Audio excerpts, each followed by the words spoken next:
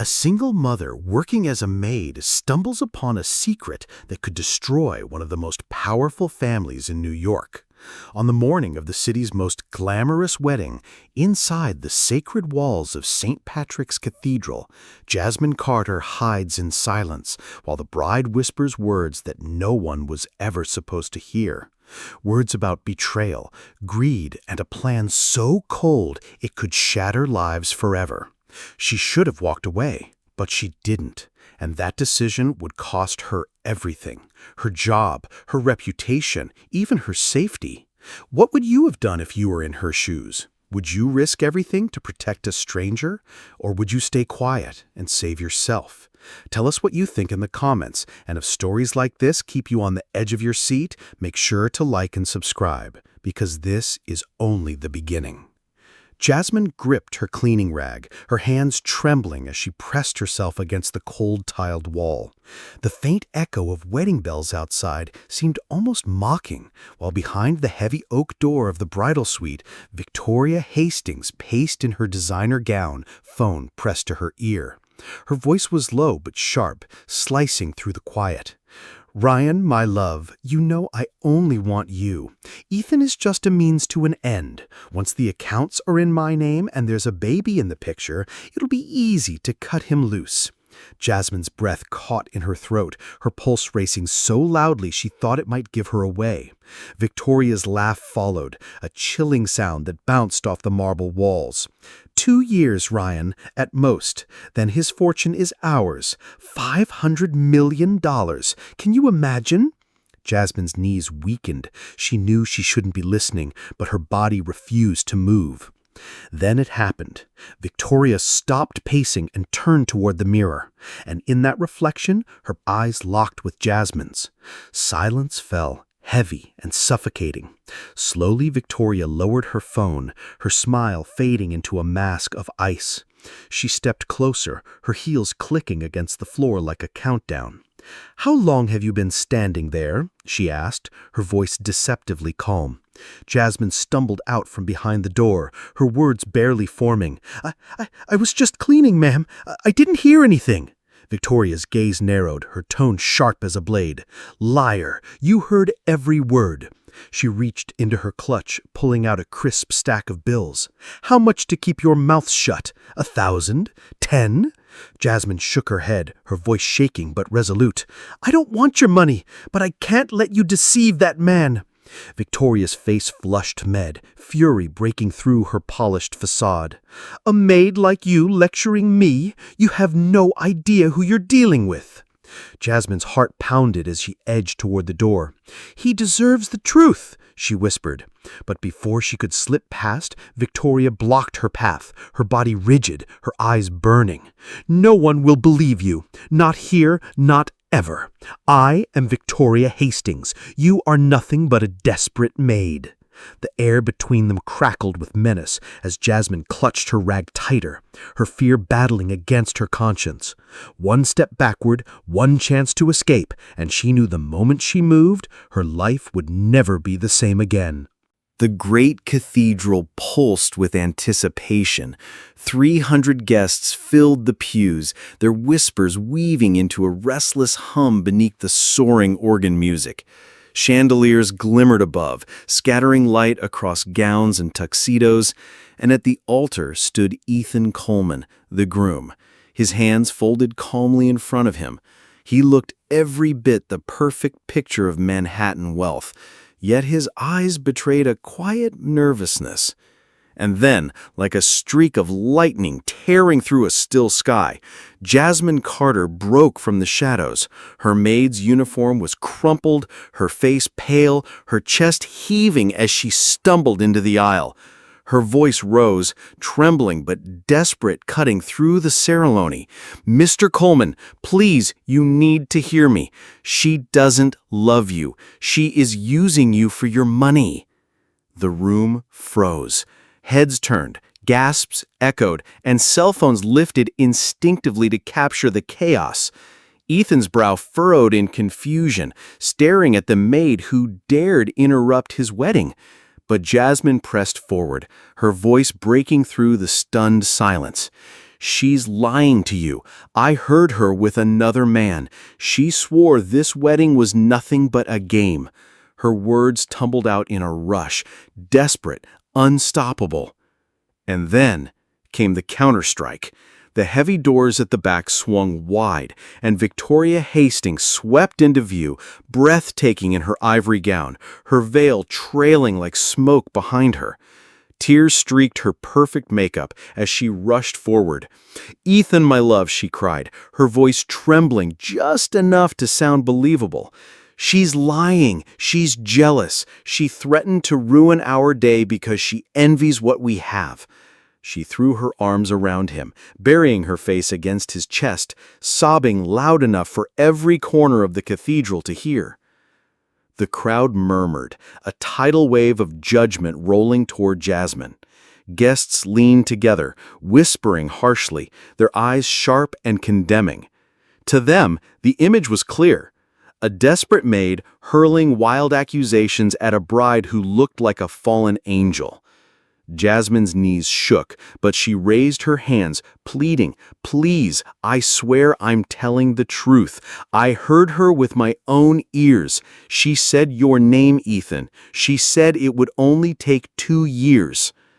Ethan's gaze darted between them, the woman sobbing in white lace, and the maid with nothing but desperation in her eyes. His jaw tightened. His voice, when it came, was low and firm. "Enough." He gestured toward the security at the edge of the aisle. "Remove her. I don't want to see her again." 2 guards advanced, their footsteps echoing like a verdict. Jasmine struggled, crying out, "You're making a mistake. She'll ruin your life. Please, believe me." Her voice cracked, but her words were swallowed up by the murmurs of the crowd. The guards took her arms, dragging her toward the great wooden doors. She fought to look back one last time, her eyes locking with Ethan's. His expression was unreadable, guarded by pride and the weight of appearances. The cathedral doors slammed shut behind her, their thunder drowning out the beginning notes of the bridal march.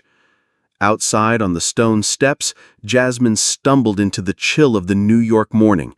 She pressed her palms against the heavy doors, but inside, the organ swelled and the procession moved on as if she had never existed. Alone on the steps, her breath turning white in the air, Jasmine whispered to herself, her voice steady despite the tears. "One day, you'll see the truth, and when you do, it will be too late." The winter wind clawed at Jasmine's face as the cathedral doors shut behind her, sealing her out with the roar of the organ still echoing in her ears. She stood there on the stone steps, surrounded by flashing cameras and curious onlookers who whispered as though she were a sideshow. To them, she wasn't a truth-teller. She was a spectacle, a maid gone mad on the grandest stage of all. Security pushed her further down the stairs until she stumbled onto the sidewalk, her knees scraping against the rough concrete.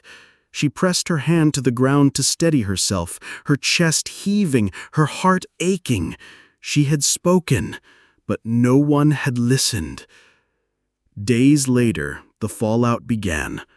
At the small cleaning agency where she had worked for years, the manager would not even look her in the eye. His voice was cold and final.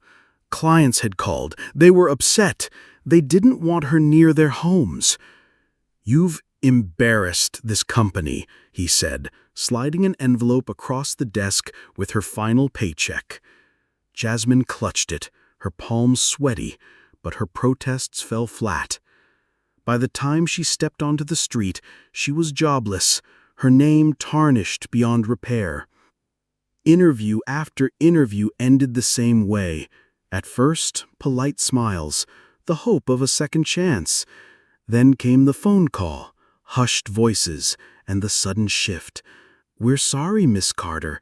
We can't move forward." Doors kept closing, and Jasmine knew why. Victoria had poisoned her name, branding her a liar no one dared to hire. Back in the apartment, she set an almost empty plate on the table. Amira's eyes lit up, but Jasmine quietly slid half her own portion onto her daughter's side. The radiator clanked without heat, paint peeled from the walls, and in the silence of the night, Jasmine kissed her child's forehead and whispered promises she no longer believed she could keep. Her mother's health declined quickly. The older woman clutched her chest on the stairs, her breath shallow, her face pale. Jasmine begged her to go to the hospital, but the response was always the same. "With what money, child?" Her mother tried to smile, but it came out as a grimace of pain. Jasmine sat by her side, holding her trembling hand, feeling powerless. And then fate delivered its cruelest blow. One afternoon, while Jasmine carried groceries bought with the last of her savings, she crossed paths with Victoria on Madison Avenue. The bride, now Mrs. Coleman, was radiant, wrapped in fur, dripping in diamonds, surrounded by friends who laughed at every word she spoke. Her eyes locked on Jasmine, and her smile twisted into something sharp. She reached into her clutch and pulled out a wad of cash, tossing it onto the pavement at Jasmine's feet. "Buy something decent for once," she sneered, loud enough for the crowd to hear. People around them snickered, watching Jasmine freeze in humiliation. Jasmine looked at the bills scattered across the sidewalk, then up at Victoria's flawless face. Her cheeks burned, but her eyes hardened. She did not bend, she did not pick up the money. She turned away, her fists clenched, her daughter's name echoing in her mind. The shame cut deep, but deeper still was the spark of defiance rising inside her. Snow clung to the edges of the sidewalk as Jasmine hurried home, her arms weighed down with groceries she could barely afford. Inside the apartment, the air was thick with worry. Her mother sat hunched on the couch, clutching her chest, her breath shallow. Jasmine rushed to her side, setting the bags down with a thud. "You need a doctor, Mama," she whispered, but her mother shook her head, her voice barely a rasp. "We can't pay for doctors. Don't you see, child?" Jasmine held her trembling hand, her throat tight, knowing the truth in those words. The next morning, in a sterile hospital room lit by harsh fluorescent lights, a doctor looked Jasmine straight in the eyes. His tone was calm, but the verdict crushed her. "Your mother's heart needs surgery. Without it, she doesn't have long. The cost is $50,000. Jasmine's world tilted. $50,000. She gripped the edge of the chair to keep from falling.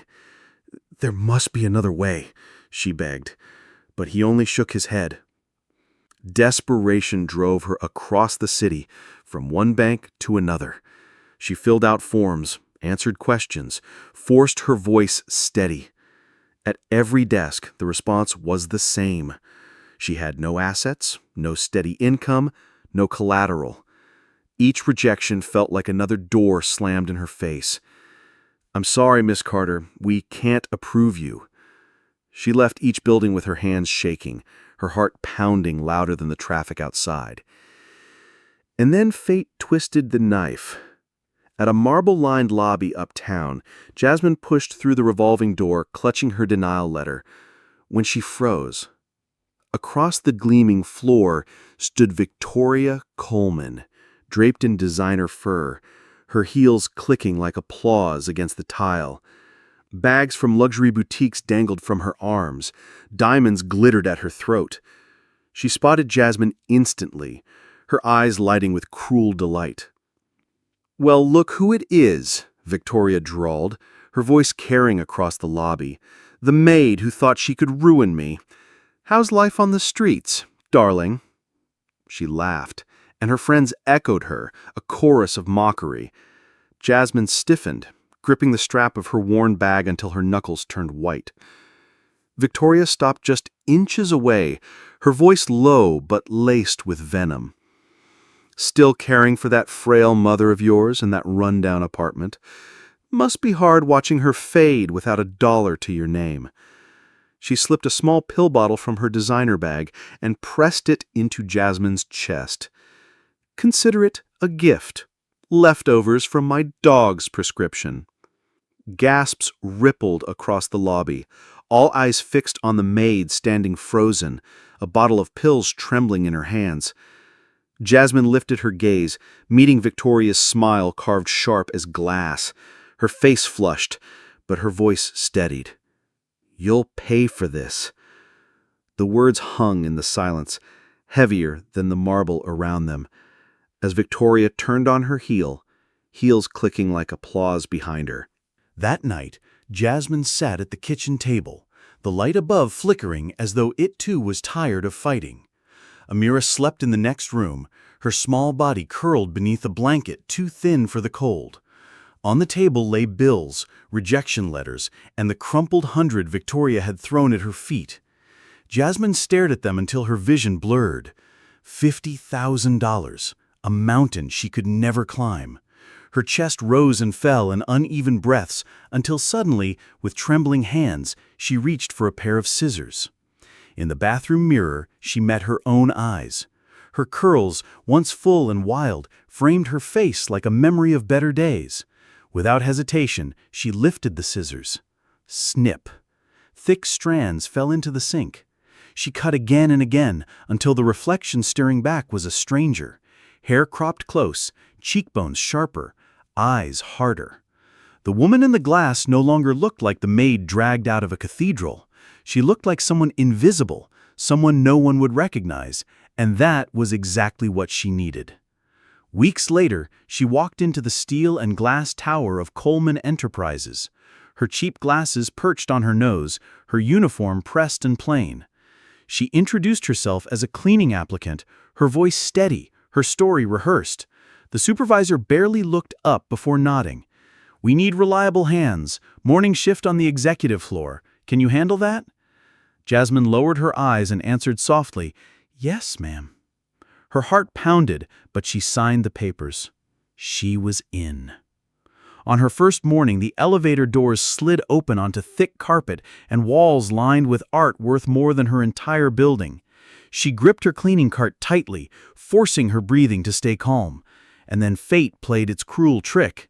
Ethan Coleman himself stepped into the hall, tall in his tailored suit, a briefcase in hand. His face carried the weight of sleepless nights, a quiet fatigue that dulled his once bright expression. Their eyes met for a fleeting second. "Good morning," he said, politely, his tone distant but kind. Jasmine's throat tightened, but she forced the words out. "Good morning, sir." He hesitated, as though something about her seemed familiar, then moved on. She let out a breath she hadn't realized she was holding. Later, while dusting his office, she opened a drawer to straighten loose papers and froze. Behind a silver-framed wedding photo lay another picture, half hidden. Victoria, laughing, wrapped in the arms of a man Jasmine recognized instantly. Ryan, the same name she had heard whispered in the cathedral. She held the photo in her hands, her pulse racing. At first time in years, her lips curved into something close to a smile. It was faint, fragile, but filled with fire. At last, she had found a crack in the mask. Jasmine kept the photograph tucked deep in her pocket, her fingers brushing against it whenever doubt threatened to overwhelm her. Each day she pushed her cart across the 15th floor, polishing brass and scrubbing glass. But her eyes were fixed on more than dust. She watched, she listened, she waited. The walls of Coleman Enterprises hid secrets, and Victoria Hastings Coleman was careless enough to let them slip. One afternoon, the silence shattered. Victoria stormed through the executive hallway, her heels striking like gunfire. She threw open the door to Ethan's office, her voice sharp and cruel. "Claire, you incompetent girl, how dare you forget my car yesterday?" The young assistant trembled, her eyes wide, her hands clutching papers to her chest. "But Mrs. Coleman, you said you wouldn't need it." Victoria slammed a manicured hand on the desk, leaning in so close the girl flinched. "Don't lie to me. You're worthless." Her words dripped with venom, and Jasmine, pretending to dust a cabinet, felt her stomach twist. The door of the office swung again, and Ethan appeared, his voice steady but edged with warning. "What's going on here?" Victoria straightened, smoothing her gown as if she could wipe away the cruelty. "Nothing, darling, just setting boundaries." Ethan's gaze lingered on Claire, whose eyes were wet with humiliation. "Go take your lunch early," he told her gently, and she slipped out without a word. Ethan turned back to his wife. "I told you, you don't need to shout at people." Victoria scoffed, rolling her eyes. "Oh, please, you're defending staff now?" Ethan's jaw tightened. He said nothing more, but the silence between them was heavier than any argument. Jasmine bent low to collect her supplies, heart racing. She didn't have to wait long. As Ethan left for a meeting, Victoria pulled out her phone, pacing the carpet. Jasmine's hands stilled when she heard the name. "Ryan, I can't stand it anymore. He's cautious, always double-checking every paper. We need him to sign without looking." A pause. Then Victoria laughed softly. "Yes, maybe a fake emergency. Something urgent, health-related. He'll panic and give me access. Don't worry, love, I'll handle it." The words seared into Jasmine's mind. Her grip tightened on the spray bottle, knuckles white. She didn't dare turn, didn't dare breathe too loudly. Victoria ended the call, her expression hard as stone, then swept from the room without noticing the maid in the corner.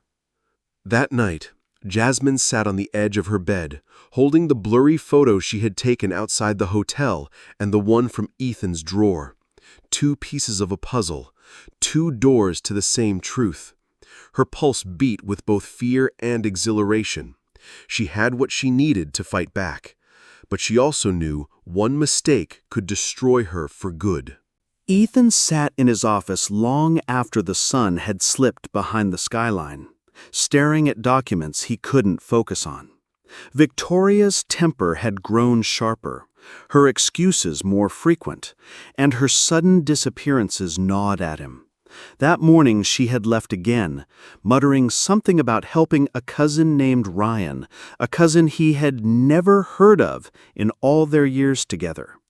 He leaned back in his chair, eyes narrowed, the seed of suspicion finally taking root. The next day, he called in a favor. A discreet investigator, an old friend from college, agreed to look into this mysterious relative. "Ryan Hastings," Ethan said carefully, "or maybe Ryan under a different last name. Just find out if he exists." The friend nodded, his silence heavier than words. Meanwhile, Claire noticed the tension. She had always been devoted to her work, but lately she had become wary of Victoria's visits. On Thursday afternoon, she lingered near the lobby when Victoria swept out of the building, sunglasses on, scarf tight around her face. Claire hesitated, then followed at a distance, her heart pounding. A cab carried Victoria uptown. Claire hailed her own, whispering the order to follow. The trail ended at the gilded entrance of the Waldorf Astoria. From the shadows of the hotel bar, Claire watched as Victoria entered, her face softening the moment she saw him.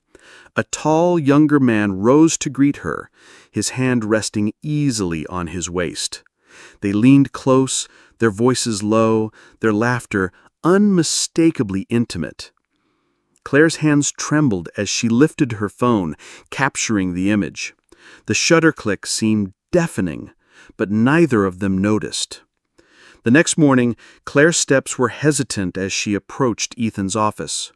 He looked up, weary lines etched deep into his face. "Sir, I need to show you something." She set her phone on the desk and pressed play. The screen lit with the image of his wife and another man, their closeness undeniable. For a moment, Ethan said nothing, his eyes fixed, his breath shallow. Then he leaned back, his hand covering his mouth, The silence stretched until finally he spoke. "So it's true." His voice was broken, a mix of fury and disbelief. In the hallway, Jasmine pushed her cart, pretending to clean, but her ears caught every word. Her chest tightened, her heart racing with a dangerous mixture of vindication and fear. Ethan now held in his hands what she had carried alone for 2 years: proof. And in that proof lay both salvation and storm. The storm broke without warning. One Friday afternoon, while Ethan sat locked in a board meeting, Victoria slipped into his office. She moved quickly, her heels muffled by the carpet, her eyes darting to make sure no one saw. At his desk, she powered on his computer with practiced ease. Her fingers danced across the keyboard, pulling up the company accounts. In minutes, she authorized a transfer. $1 million wired to an overseas account under Ryan's name. A satisfied smile crossed her lips as she tucked a folder under her arm and vanished before anyone could notice. Victoria slipped out, folder tucked under her arm, the scent of her perfume still lingering in the office. Minutes later, Ethan returned from the boardroom, loosening his tie as he sat at his desk. The computer screen was still alive, a window left open. His eyes caught the numbers first, rows of digits, a confirmation notice, the words, "Transfer complete." He leaned closer, disbelief freezing him in place. $1 million. His hand trembled as he grabbed the phone. "Cancel that transfer, now!" Silence. Then the voice on the line cut like ice. "I'm sorry, sir. The funds have already cleared." Ethan's knuckles pressed white against the desk as the receiver slipped from his grip. Claire appeared at the doorway, startled by the crash. "Mr. Coleman, I saw her leave with files she shouldn't have had." Ethan turned to her, his face ashen, his voice hollow. "She didn't just take files. She stole everything." For a moment, he simply stood there, staring at the empty balance, the sound of his heartbeat louder than the city beyond the glass. Then he whispered, "She robbed me." His voice cracked, not just with anger, but with the weight of betrayal. Claire spoke gently. "Mr. Coleman, there's something else you should know. Jasmine tried to warn you years ago. She knew about Victoria and this man Ryan. She's been carrying the truth alone." He froze, the name slicing through him. He turned, his eyes narrowing. "Jasmine Carter," he said slowly, as if dredging up a memory. "The maid at my wedding." Claire nodded. "She wasn't lying, sir. She saw everything." The air in Ethan's office was heavy, the silence broken only by the faint hum of the city below. He looked at Jasmine for a long moment, his jaw tight, his eyes clouded with guilt. "You tried to save me," he said quietly, "and I threw you out like a liar." Jasmine held his gaze, her voice low but firm. "You believed what you wanted to believe. Now you see who she really is." Ethan turned back to the window, his reflection fractured in the glass. "She took my money, my name, and almost my soul. I won't let her walk away untouched." That night, a plan took shape. Ethan invited Victoria to dinner at a renowned restaurant in the Upper East Side, the kind of place she loved to flaunt her status. Jasmine, dressed in plain clothes, slipped into the room earlier, seated at a table nearby with her head lowered. Ethan sat alone at a corner booth, his posture calm, his face unreadable. At 8 sharp, Victoria arrived, wrapped in designer silk, her smile rehearsed. "Ethan," she cooed, sliding into the seat across from him. "I knew you'd forgive me. We can fix this." Ethan leaned forward, his voice even. "Where's my money?" Victoria's smile faltered, her eyes darting. "It was a mistake. I'll get it back. Ryan misled me." Her hands reached for his, but he pulled away. Enough lies. Then Jasmine rose and stepped closer. Victoria's head snapped around, her face twisting when she saw her. "Her again?" she hissed, her voice shrill. "She's obsessed with you, Ethan. She's been stalking me for years." The restaurant went silent, patrons turning to watch.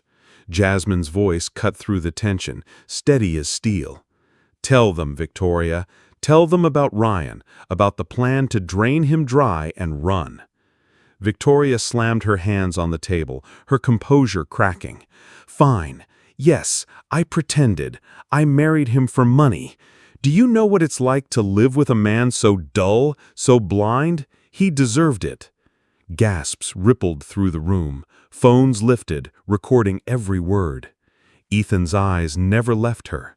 "You just confessed, in front of everyone. This is who you are." Victoria looked around, realizing too late the audience she had drawn. Her mask was gone, her empire crumbling in a single outburst.